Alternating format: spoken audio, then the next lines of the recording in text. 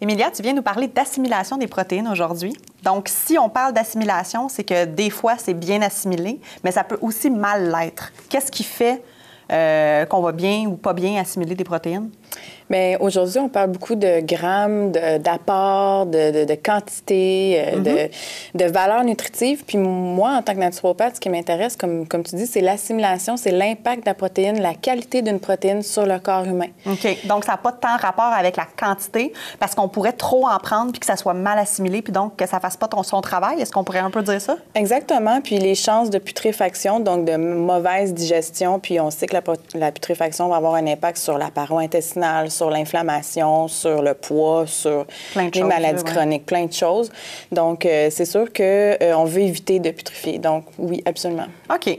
Puis qu'est-ce qui fait? Est-ce que c'est une question de comment que notre physionomie est faite ou c'est la façon qu'on mange qui fait que ça va être bien ou pas bien assimilé? Super bonne question, intéressante, parce que la physionomie peut avoir un impact tout dépendant à ce que la personne digère rapidement ou lentement. Puis donc, le métabolisme, c'est ça? Exactement. Ouais, okay. Puis sa dépense journalière, est-ce qu'elle reste assise sur une chaise au travail ou elle fait du sport énormément? Okay. Fait que ça, c'est un bon point. Puis l'autre point de ta question, c'était... Bien, c'était ça. C'était est-ce que c'est de la façon qu'on mange ou aussi qu'est-ce qu'on mange, là, j'imagine? Puis c'est ça, je te demandais, c'est ça, c'est notre corps. Donc, il y a une partie peut-être de génétique ou de métabolisme. Puis il y a ce qu'on se met dans la bouche aussi, j'imagine. Exactement. Puis c'est là que j'ai des petites astuces, conseils. Oui, puis on les veut. Super. Donc, bien, la digestion commence dans la bouche. Alors, on veut mastiquer longuement, on veut respirer les aliments, on veut sécréter de la salive pour avoir plus d'enzymes et mieux digérer. Okay. Donc, on entend souvent parler des smoothies dans notre société en ce moment, c'est en vogue. J'ai rien contre les smoothies, sauf que les boire rapidement vont peut-être créer un ralentissement. Ça ne va pas nécessairement être une bonne chose, un smoothie, pour aller chercher un apport en protéines si on est pour le boire rapidement ou stressé. Puis souvent, le fameux smoothie dont tu parles, la protéine qu'il y a dedans, en plus de fruits, yogourt, peu importe, ça va être les fameuses cuillerée de poudre de protéines qu'on met dedans, c'est ça? Exactement. Puis ça, c'est un point. Puis l'autre point, c'est qu'on veut tout mettre dans un smoothie. Oui, on voudrait que tout aille à la même place. On fait les fameux smoothies bruns.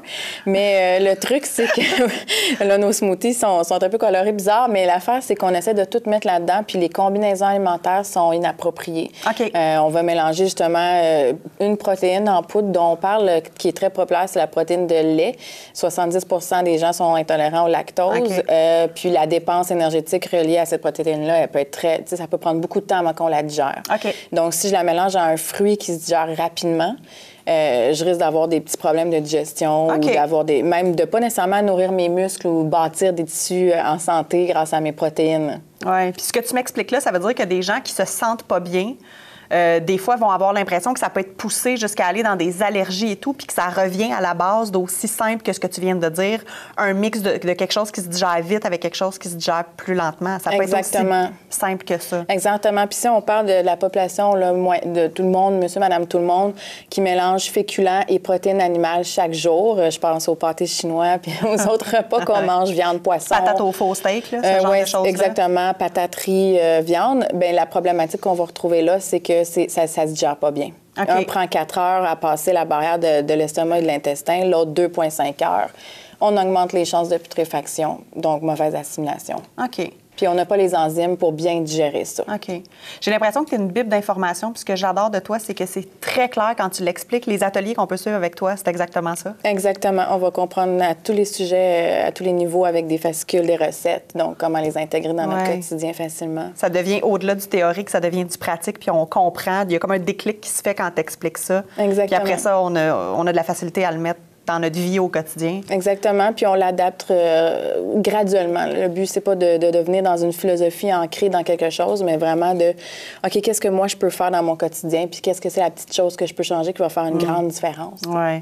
Tu nous as apporté un de tes coups de cœur au niveau des protéines végétales, c'est ça? Oui, parce que pour moi, une source de protéines assimilables, c'est les protéines végétales.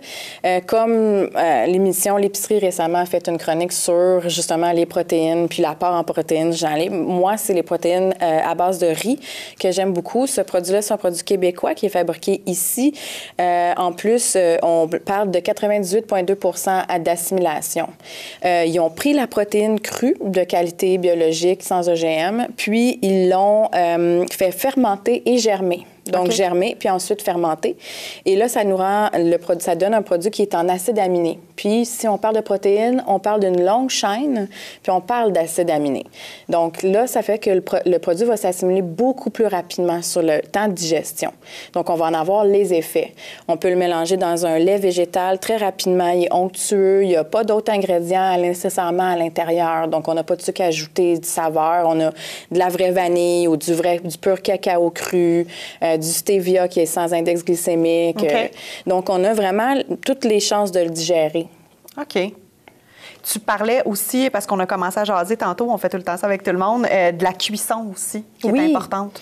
Mais quand on consomme beaucoup de protéines animales ou qu'on en consomme, selon l'Institut de cardiologie du Québec, on parle de 3 fois 85 grammes par semaine. La cuisson, ce qui serait intéressant d'aller intégrer, ça serait la mijoteuse ou la cuisson à vapeur ou la cuisson à 230 degrés Fahrenheit et moins pour éviter le développement de toxines à l'intérieur de la nourriture qui vont affecter le système immunitaire éventuellement. Qui est un autre sujet qui est ta spécialité, l'alimentation hypotoxique. Tu nous en as déjà parlé, donc j'invite les gens justement qui veulent revoir ça à aller sur la chaîne de YouTube pour revoir l'entrevue que tu nous avais donnée.